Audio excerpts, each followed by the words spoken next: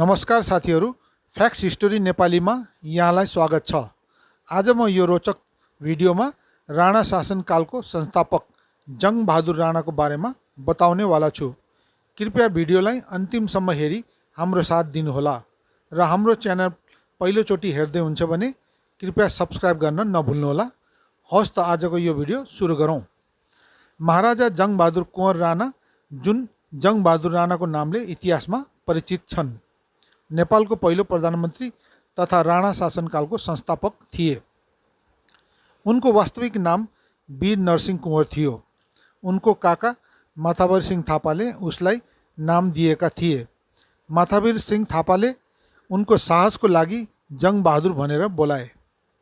उहाँको आमा गणेश कुमारी तत्कालीन प्रमुख शासक थापा वंशको मुख्तियार भीमसेन थापाको भाइ काजी नयनसिंह थापाको छोरी थिइन्।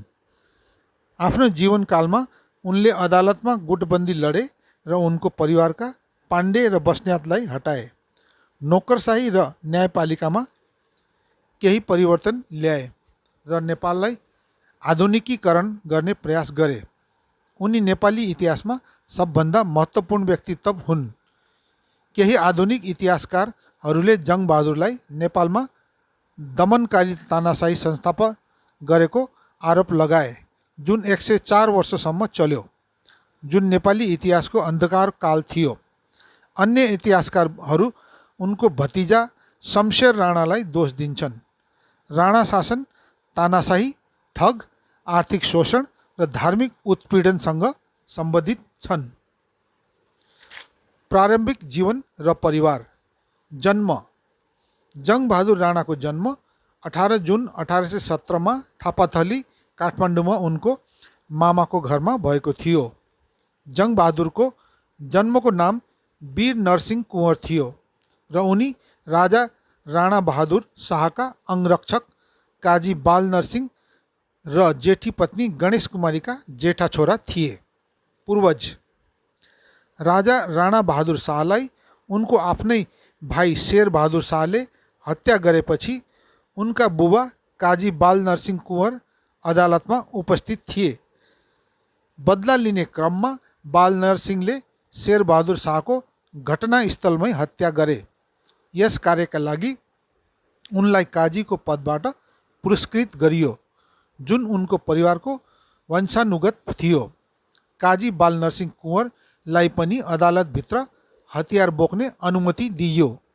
जङ्गबहादुर काजी रणजित कुँवरका नाति र सरदार रामकृष्ण कुँवरका नाति थिए। बाल्यकाल। बाल नरसिंह कुँवर राणा बहादुर शाहको अंगरक्षक थिए। बाल नरसिंह कुँवरको श्रीमती गणेश कुमारी माथाभर सिंह थापाको बहिनी थिइन्। जङ्गबहादुर 11 वर्षको उमेरमा उनको विवाह 1 मई 1828 मा बस्नेत परिवारको प्रसाद सिंह बस्नेतको छोरी लक्ष्मीसँग भयो। बाल नरसिंह कुँवर धनकुटा बसाइ सरे र पछि बाल नरसिंह 1833 मा डडेलधुरा बसाइ सरे, जहाँ जङ्गबहादुर उनीसँगै गए र उनलाई सैन्य सेवामा भर्ना गरे। 1835 मा बाल नरसिंह जुम्लामा बसाइ सरे पछि जङ्गबहादुरलाई दोस्रो लेफ्टिनेन्टको पदमा पदोन्नति गरिएको थियो। ती दिनहरूमा थापाहरूले नेपालको प्रशासनलाई प्रभावित गरे। 1837 मा जब भीमसेन थापालाई बर्खास्त गरियो, बाल नरसिंह र जङ्गबहादुर लगायत उनका सबै आफन्तहरूलाई पनि सेवाबाट बर्खास्त गरियो र उनीहरूको सम्पत्ति कब्जा गरियो। यस घटनाले बाल नरसिंहलाई आफ्नो परिवारलाई दैनिक आवश्यकता पुरा गर्न गाह्रो बनायो। जङ्गबहादुर त्यसपछि कामको खोजीमा वाराणसी गए। वाराणसीमा छोटो बसाइपछि उहाँ महतको रूपमा काम गर्न तराई फर्कनुभयो। उनी 1839 मा काठमाडौँ फर्के, जहाँ उनको श्रीमती र शिशु छोराको मृत्यु भइसकेको थियो। वृद्धि। जङ्गबहादुरको विवाह कर्नल सनक सिंह श्रीपाली टण्डनको बहिनीसँग भएको थियो। जङ्गबहादुरले उनको विवाहबाट केही दाइजो पाए, जसको कारण उनको आर्थिक स्थितिमा केही सुधार आएको थियो। राजा राजेन्द्र 1840 में तराईतिर गए, जहाँ संयोगवश जङ्गबहादुर उनीसँग गए। जङ्गबहादुरले निडरता प्रदर्शन गरेर राजालाई प्रभावित पारे। राजा उनीसँग प्रसन्न भएर उनलाई तुरन्त कप्तानको पद दिए। जङ्गबहादुरलाई त्यसपछि क्राउन प्रिन्सको अंगरक्षकको रूपमा लगियो। किंवदन्तीहरू भन्छन् कि राजकुमारको आदेशमा जङ्गबहादुर घोडामा सवार भएर त्रिशुली नदीमा हाम फाले। केही समयपछि जङ्गबहादुरलाई राजकुमारको समूहबाट फेरि राजाको रूपमा सारियो। त्यहाँ उनी काजीका रूपमा नियुक्त भए र उनलाई कुमारी चोकको कार्यालयमा पठाइयो। त्यहाँ उनले नेपालको वित्तीय लेनदेन राम्रोसँग बुझ्ने अवसर पाए। जङ्गबहादुर अत्यन्त महत्त्वाकांक्षी थिए। ती दिनहरूमा कान्छी रानी देशको वास्तविक शासक थिए, जसको नाम मात्र राजा थियो। गगनसिंह खवास रानीको नजिक थिए। जङ्गबहादुरले लगनशील प्रयासका साथ रानी, राजकुमार र प्रधानमन्त्रीलाई खुसी पार्न सफल भएका थिए।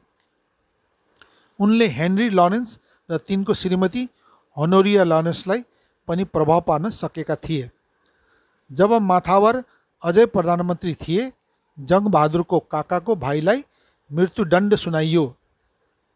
जङ्गबहादुरले माठावरलाई रानीलाई उसको भान्जाको बहाना बनाउन माग्ने अनुरोध गरे, तर माठावरले इन्कार गरे। यो जङ्गबहादुर उनको विरुद्ध कलङ्कमा परिणत भयो। जङ्गबहादुरले पण्डित विजयराजसँग मित्रता राखे, जो दरबारको आन्तरिक पुजारी थिए, र उनीबाट उनले दरबारको बारेमा अनमोल जानकारी लिन थाले। उनले गगनसिंह खवाससँग पनि मित्रता राखेका थिए। माठावर सिंहको हत्या गरेपछि रानीले जङ्गबहादुरलाई सेनापति दिए र गगनसिंहलाई मन्त्री परिषदमा सम्मिलित गरे। कोट नरसंहार 14 सेप्टेम्बर 1846 में जङ्गबहादुर राणा र उनका भाइहरूले काठमाडौँको कोटको दरबारमा प्रधानमन्त्री राजा चौतरिया फतेह जंग शाहका आफन्त सहित नेपाली दरबारका 40 सदस्यको हत्या गरेपछि कोट नरसंहार भएको थियो, जसलाई कोट पर्व पनि भन्ने गरिन्छ। राजा राजेन्द्र विक्रम शाह र सुरेन्द्र विक्रम शाहलाई शक्तिहीन र राणा निरङ्कुशता प्रदान गरे।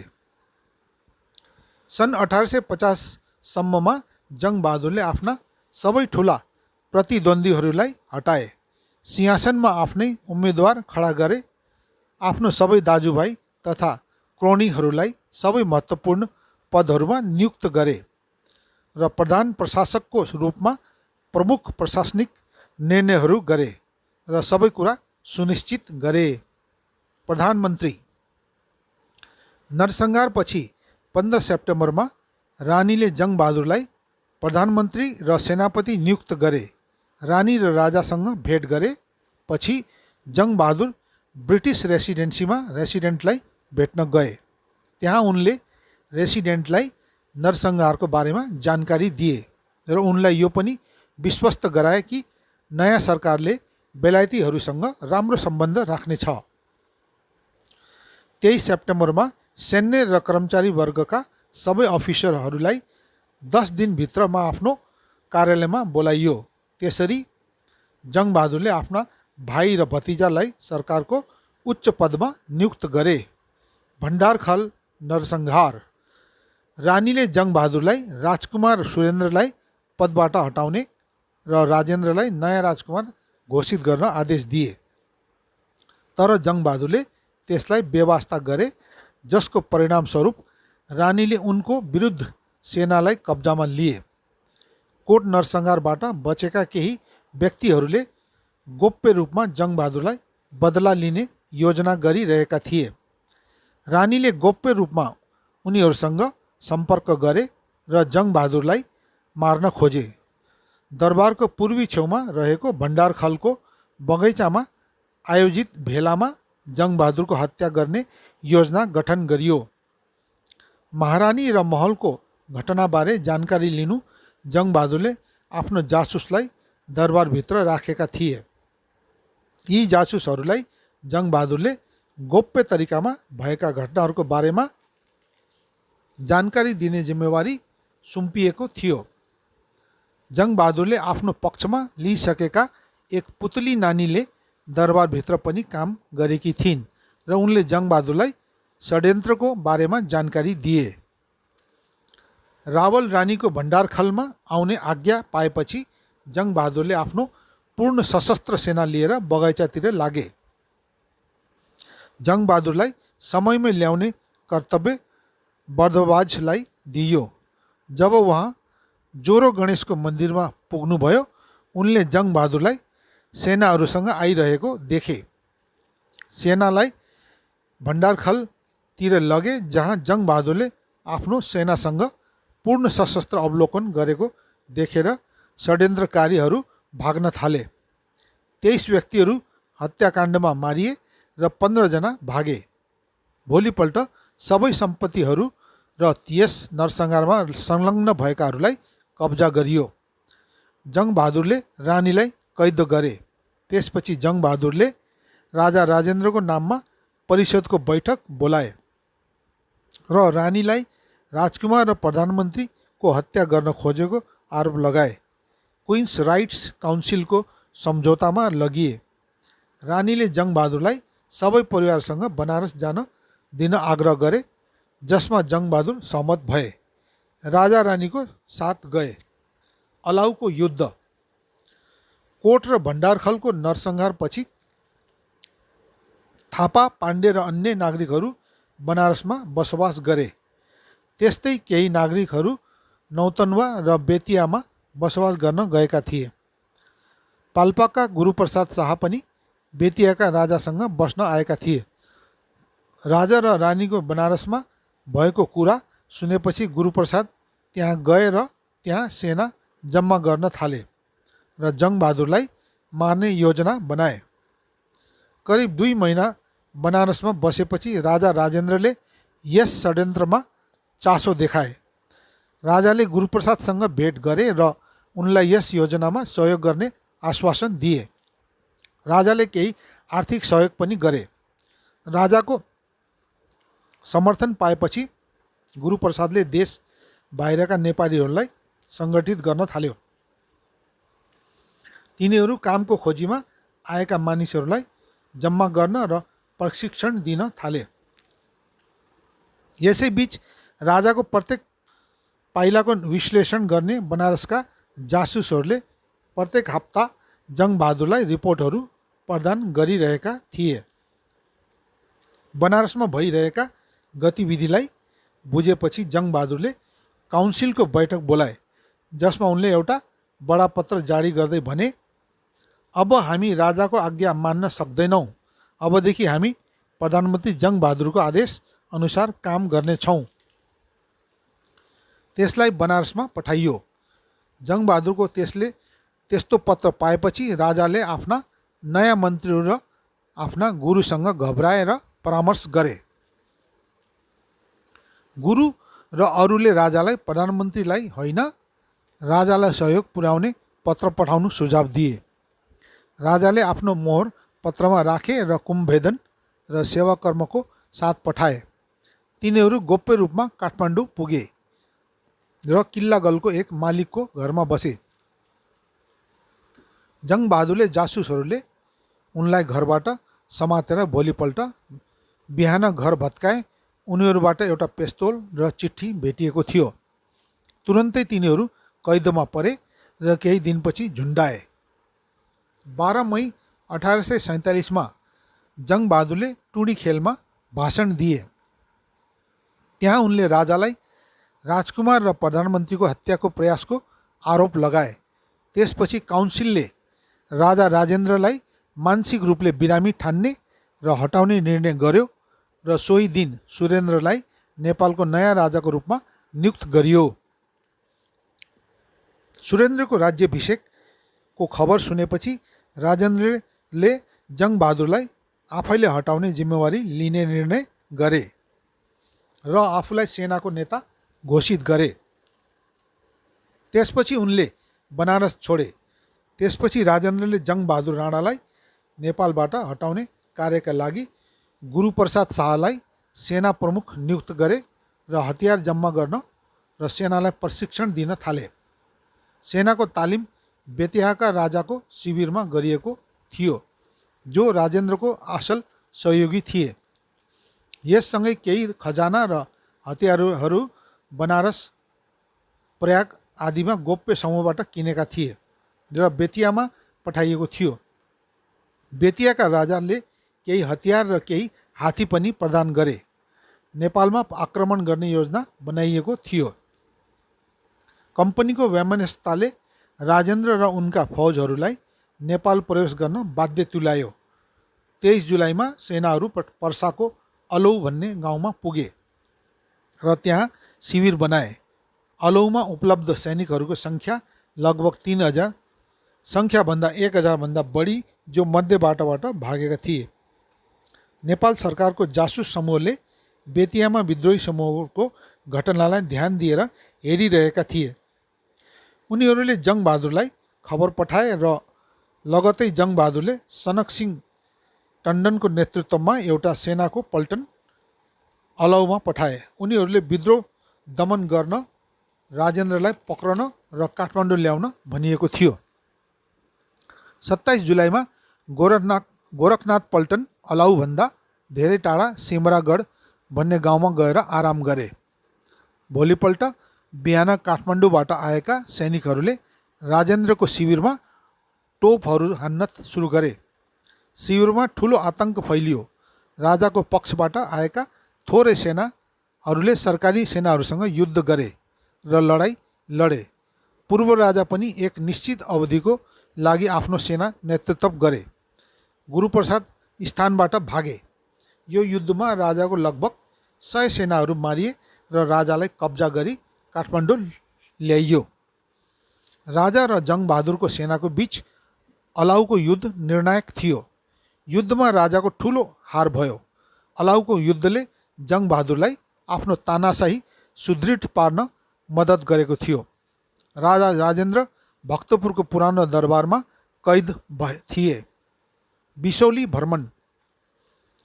1848 को अन्ततिर पन्जाबमा अङ्ग्रेज र सिखहरू बीच एउटा भयङ्कर युद्ध भयो। खबर सुनेपछि जङ्गबहादुरले उक्त निवासीसँग भेट गरे र उनलाई बेलायती सरकारलाई नेपाल सरकारले सहयोग गर्ने आश्वासन दिए। तर गभर्नर जनरलले नेपाली सेनाले सिखहरूसँगको पक्ष परिवर्तन गर्ने सम्भावना देखेर प्रस्ताव अस्वीकार गरे। जङ्गबहादुर त्यसपछि अङ्ग्रेजमा आफ्नो शक्ति प्रदर्शन गर्ने निर्णय गरे। उनी शिकारका लागि उत्साहित थिए, तर प्रधानमन्त्री भएपछि उनले शिकार गर्ने अवसर पाएनन्। 1848 में जङ्गबहादुरले दोहोरो उद्देश्यका साथ तराईमा जाने योजना बनाए, जो एकजना अर्को शिकारको लागि अङ्ग्रेजलाई आफ्नो शक्ति प्रदर्शन गर्नका लागि थिए।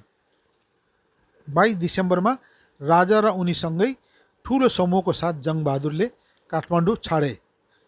त्यस समूहमा 35,000 सेना, 52 तोपहरू, 300 रसाल्ला र 250 खच्चरहरू थिए।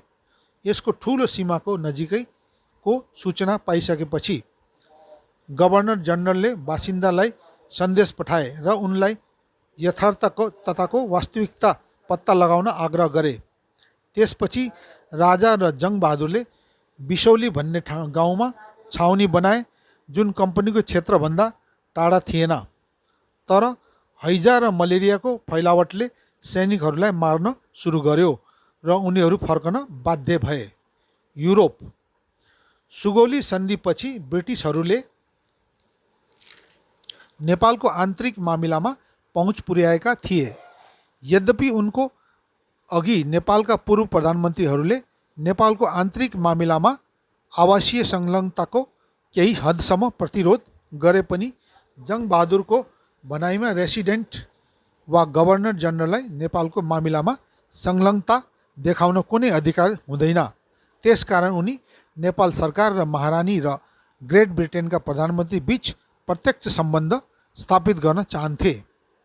उनीसँग बेलायतको वास्तविक शक्तिको बारेमा बुझ्न पनि चासो थियो। यी लक्ष्यहरूको लागि उहाँ ग्रेट ब्रिटेनको यात्रा गर्न चाहन्थे। जङ्गबहादुर तत्कालीन निवासी कर्नल थोसर्बीसँग आफ्नो इच्छा व्यक्त गरे। थोसर्बीले जङ्गबहादुरलाई पत्र लेख्न सल्लाह दिनुभयो, जुन उनले गरे र यसलाई कलकत्ता पठाए।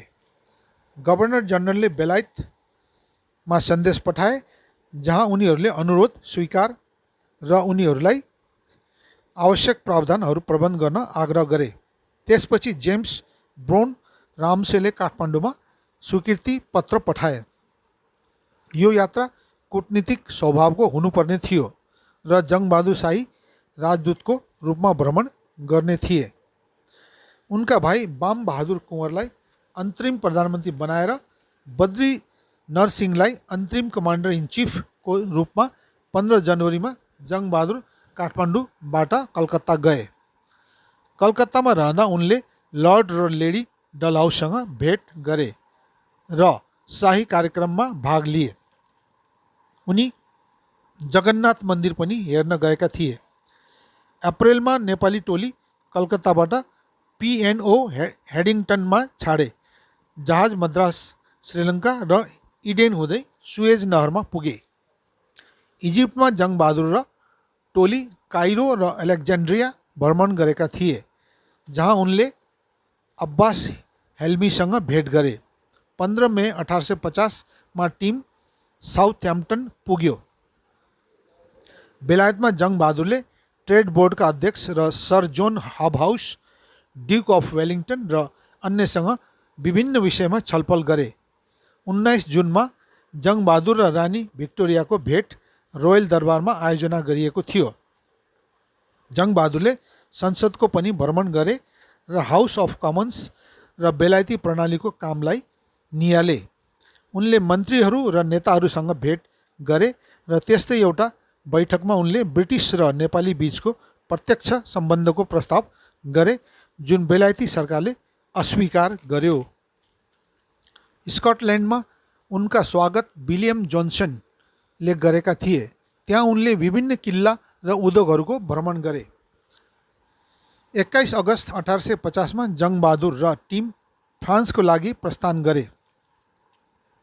त्यहाँ उनले फ्रान्सका तत्कालीन राष्ट्रपतिसँग भेट गरे। फ्रान्समा पनि उनले नेपाल र फ्रान्स बीच प्रत्यक्ष सम्बन्ध स्थापना गर्ने चाहना व्यक्त गरे, तर फ्रान्सेली राष्ट्रपतिले दुई देशबीच कूटनीतिक सम्बन्ध नभएको कारण बेलायती दूतावास मार्फत सम्बन्ध बनाउन जोड दिए। जङ्गबहादुर र टिम फ्रान्समा करिब 6 हप्ताको लागि बसे। अक्टोबरमा तिनीहरू पेरिसबाट प्रस्थान गरे र नोभेम्बरमा बम्बई पुगे। भारतमा उनले एक भारतीय केटीसँग विवाह गरे। उनको भ्रमणको क्रममा उनले बेलायती सरकारसँग प्रत्यक्ष व्यवहार गर्ने असफल प्रयास गरे। यद्यपि भ्रमणको मुख्य नतिजा बेलायती नेपाल सम्बन्धमा सकारात्मक विकास हो। औद्योगिक युरोपको शक्तिको पहिचान गर्दै उनी विश्वस्त भए कि बेलायतीहरूसँगको नजिकको सहयोग नै नेपालको स्वतन्त्रताको ग्यारेन्टी गर्ने उत्तम तरिका थियो। 29 जनवरी 1851मा जङ्गबहादुर नेपाल फर्के। मुलुकी ऐन। जङ्गबहादुर कानुनको शासन, संसद र बेलायतको प्रजातान्त्रिक प्रणालीबाट प्रभावित थिए। नेपालमा अझैसम्म कुनै पनि लिखित कार्यहरू भएनन्। समान प्रकारको आपराधिक कार्यहरूमा विभिन्न प्रकारको सजाय दिइन्थ्यो। प्रचलित प्रणालीले नेपालमा लामो समयसम्म काम गर्ने छैन भन्ने बुझेर जङ्गबहादुरले यसलाई काम गर्नका लागि कौशल अड्डा स्थापना गरे। अड्डाका लागि करिब 200 सदस्यको छनौट गर्दा जङ्गबहादुरले उनीहरूलाई सकेसम्म चाँडो कानुनी कोड मस्यौदा तयार गर्न आदेश दिए। यस संस्थाले परम्परा, जाति, वर्ग र नेपालको धार्मिक अवस्थाको ध्यानपूर्वक अध्ययन गरी आफ्नो काम सुरु गर्यो। केही सदस्यहरूले कम्पनीमा अङ्ग्रेजी अदालतमा प्रयोग भइरहेको हिन्दू ऐनको पनि अध्ययन गरे। 3 वर्षसम्म कडा अनुसन्धानपछि एक विस्तृत ऐन तयार गरिएको थियो। यस ऐनमा अदालतको काम, सजायको व्यवस्था र विभिन्न प्रशासनिक सेक्सनहरू सम्मिलित थिए। यद्यपि उनीहरूले जातीय असमानताको मुद्दालाई सम्बोधन गर्न सकेन, किनकि यस्तो प्रगतिशील नीतिले समाजमा विरोध र उथलपुथल हुन सक्छ। 6 जनवरी 1854 मा मुलुकी ऐन नेपालमा लागू गरिएको थियो। यस ऐनले धार्मिक कानुन सम्बन्धी भ्रम हटाइयो। मुद्दामा निर्णय समयमै भयो। मुलुकी ऐनसँगै जङ्गबहादुरले नेपालमा कानुनको आधार गठन गर्यो। वैदेशिक सम्बन्ध। जङ्गबहादुरले कार्यकालमा नेपालले अन्तर्राष्ट्रिय मामिलामा केही सफलताको अनुभव गर्न सुरु गर्यो। उत्तरी तिब्बतसँग सम्बन्ध। 1792 मा नेपालको हारदेखि चीन मार्फत मध्यस्थता गरिएको थियो र प्रारम्भिक 19औं शताब्दीमा दूतावास किङ सम्राट एउटा आदर्श रूपमा स्थानीय उत्पादनहरू लिएर हरेक 5 वर्षमा बेजिङको कठिन यात्रा गर्ने गर्दथ्यो। सन् 1854 मा यद्यपि चीन गिरावटमा थियो र लामो समयसम्म गडबडी भएको थियो, जसमा ताइपिङ विद्रोह 1851-64, तिब्बतको उत्तरमा मुस्लिम जातीय समूहहरूको विद्रोह र युरोपियन शक्तिहरूसँगको युद्ध थियो। 1852 मा नेपाली मिसनले छैटौं पञ्चन लामाको मृत्यु भएको केही समयपछि तिब्बतमा दुर्व्यवहार भोगेको थियो। यस थोरै कारणले नेपाल सरकारले बेजिङ र लासालाई एउटा विरोध पत्र पठाइयो, जसमा नेपाली ट्रेडमा अत्याधिक भन्सार महसुल लगाएका धेरै गुनासोहरू पनि थिए। 1855 मा नेपाली सेनाले कुटी र क्यारेङ क्षेत्र ओगटे। नेपाली तिब्बत युद्ध करिब 1 वर्षसम्म चलिरह्यो।